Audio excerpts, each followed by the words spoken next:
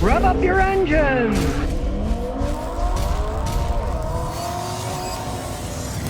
Well, Chrysler may cease to exist in about 2 years. It's having problems, they're losing money, they put more money into their Peugeot, their French stuff, Fiat stuff. They might just axe Chrysler entirely. Now, their CEO, who interestingly enough says he's going to retire 2 years from now, maybe that'll be his retirement gift. Shut down Chrysler, that's my gift. It's crap anyways. My grandfather was a big mechanic. He would have agreed. He thought they were crap even decades ago. So I can imagine what he'd think about it now that the Italians and the French own the company. Now, 2 to 3 years from now, was the time that they said, well, we got to have a turnaround or we're going to start shutting things down. Well, I can't see Chrysler doing any turnaround any time soon. They shut down almost all of their models. The only thing they make the Chrysler Pacifica van and the Chrysler Voyager van. The Pacifica, anybody buy, but the Voyager is only available for fleets. It's a stripped down one, and they only sell it to fleets. You got to buy a whole bunch of them. Well, anybody would buy even one is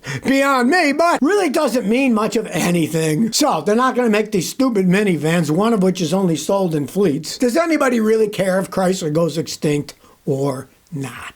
You know, they're all playing this big thing. Oh, the big three. Oh, Chrysler, Ford and GM, well, they're not that big anymore. Chrysler shrunk to almost nothing. So if they do disappear, guess what? I won't lose any sleep over that one. Those are some of the worst vans ever made in the history of mankind. I don't know how they lasted as long as they did. They're not selling that many of them now. Mainly, they're fleet stuff. You see, rental car companies have bunches of them because it's cheaper. They buy the cheapest, lowest price thing they can. And they don't keep them but a few years, so when they fall apart when they're 5-6 years old, heck, the rental car companies don't care. They don't own them anymore. So a couple years from now, maybe goodbye Chrysler, but really, when you think about it, does it mean much? Not really. Well, here's a real shocker for you. Stellantis announces they're planning to make more Ram pickups in Mexico. What a surprise. Cheaper labor. All these union people here in the United States think, oh, we got a great deal. Yeah, now they're all going to lose their jobs because they're going to make them in Mexico where they can pay them peanuts. Because, check this out, the average hourly wage for production line workers in Mexico is $2.70 for automotive factory workers. That's $2.70. It's $15.76 per hour in the United States, plus benefits and stuff. And I'm sure they don't give them too many benefits in Mexico, right? So they're paying 7 times less in Mexico, right? Of course they're going to build them down there. Any fool, Chrysler's been building stuff down there for ages. Chrysler is expanding their factory complex in northern Mexico to build Ram 1500 pickups. They're big sellers, right? Stellantis has been building additional factory space next to its existing plant in Saltillo. They're building them down there. They're making factories to build them down there. And then they say, well, we're going to make batteries in the United States and make electric vehicles. Don't worry, we'll counter this. I've heard that story so many times from companies. Anybody thinks they're going to stay here? No. They're always worried about cutting costs, and now they're losing money, so they're really cutting costs.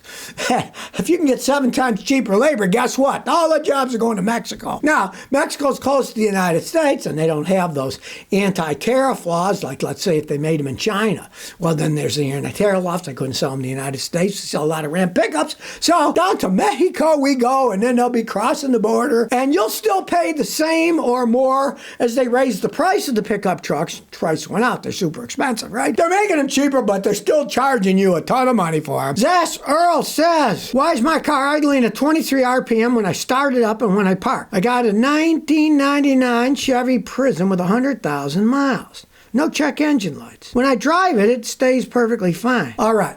When you put it in park, you start up, it's revving too high. That's an old car. It's a 99. The most common thing is carbon buildup on your throttle. So, watch my video, make your car run better with a little spray cleaner. You can get throttle spray cleaner and mass airflow sensor cleaner. That video will show you exactly what to do. If there's carbon buildup, it'll do that. Now, when the engine warms up, the metal expands and the heated carbon doesn't stick anymore. And then when it gets cold, it sticks again and revs it up. Very easy fix in most cases, just dirty carbon buildup. Back in the day, you get your car tuned up, because cars used to have tune-ups, they don't anymore. One of the deals that we did as old-time mechanics was we would clean and set the carburetor. Nobody does that anymore because they don't have carburetors. They have fuel injection systems that you can't even set the idle speed. The idle speed is set by computer. But carbon will build up in the throttle and the mass airflow sensor, and it will get bad readings and do exactly what yours is doing, so try cleaning it first. Well, Tesla needs to come clean about their HWC self-driving new computer before somebody starts screaming fraud and takes them to court. Well, he got away before with the one where he was sued by the investors, and Elon won because the lawyer said that's mere puffery. It's a legal term. It's the actual term, puffery, meaning, oh, he was just talking about stuff. He didn't really mean it, right? Yeah, well, Tesla's claim that millions of its vehicles with the hardware 3, which is called HW3, will be capable of unsupervised self-driving, which they really aren't. That's level 5. Those are not level 5. And they keep claiming stuff. How on earth? He could even call this stuff full self-driving years ago. It was not full self-driving.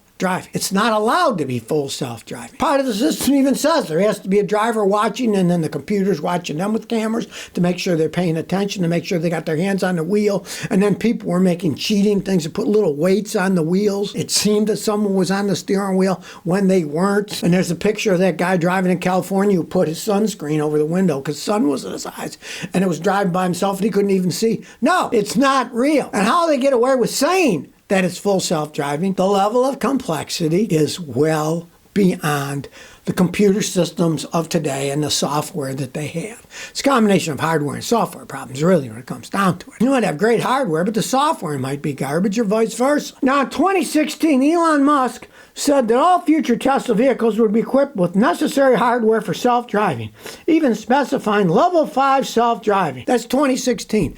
This is 8 years later, going on 9 years later, and it doesn't exist. Hardware 4, HW4, everything is an acronym these days, right? It's a more advanced onboard computer system, different sensors, and Musk said, quote, it would not be economically feasible to retrofit the HW3 to HW4. So everyone was promised with the HW3 to be self-driving. It never will be. Yet another lie. Hey, I mean, I could see more lawsuits coming out. Of course, with all the lawyers that guy has, they'll probably use the puffery defense again. Well, that was mere puffery. I was just saying they'd be self-driving with these systems, but I was just talking through my hat. I didn't really mean it. Now, he's been claiming to these HW3 owners since 2016 they'll be able to make them self-driving. Well, now he's saying it's not economically feasible because the computers aren't good enough and the sensors aren't good enough.